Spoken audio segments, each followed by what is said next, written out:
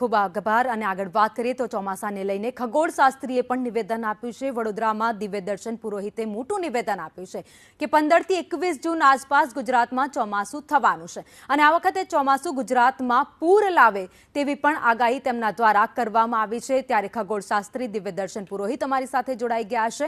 Sir, આપનું સંદેશ ન્યૂઝમાં સ્વાગત છે. અને આ વખતે તમે આગાહી કરી છે કે પૂર આવે તેવું ચોમાસું આ વખતે ગુજરાતમાં આવવાનું છે.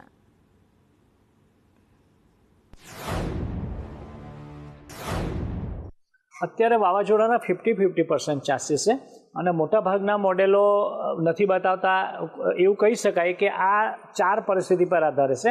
કર્ણાટક પર જે અત્યારે અપર એર સર્ક્યુલેશન ઊભું થયું છે અને આપણા સૌરાષ્ટ્રના દરિયા કિનારે એ ધીરે ધીરે 22, 23 ને 24માંથી લો, પછી મોડરેટ અને પછી હાઈ ડિપ્રેશનમાં ફેરવાશે. પછી એ ત્યાંથી ઉત્તર પૂર્વ તરફ એટલે કે આપણી તરફ આગળ વધશે ધીરે ધીરે. કર્ણાટકા ક્રોસ કરીને પછી વિદર્ભ, કોંકણ, મહારાષ્ટ્ર ક્રોસ કરી મુંબઈ ક્રોસ કરીને સુરત બાજુ પ્રવેશશે. હવે આ પાછું રમતિયાર જો ચાલશે તો એ રમતિયાર રહેશે, એટલે ઘડીવાર ઓમાન જશે, ઘડીકવાર જેમ આપણે ગયા વખતે બીપરજોય થયું હતું સેમ એવું થશે. પછી ઘડીકવાર ગુજરાત તરફ ફંટાશે, ફરી પાછું અમન તરફ ફંટાશે, ફરી પાછું આપણા તરફ ફંટાશે. અને જો દરિયો ઠંડો રહ્યો, વાતાવરણનું એર પ્રેશર ઘટી ગયું, હવા ઓછી થઈ ગઈ, બંધ થઈ ગઈ, હ્યુમિડિટી ઘણી બધી ઘટી ગઈ, આ બધા 4-5 ફેક્ટર્સ ભેગા થશે તો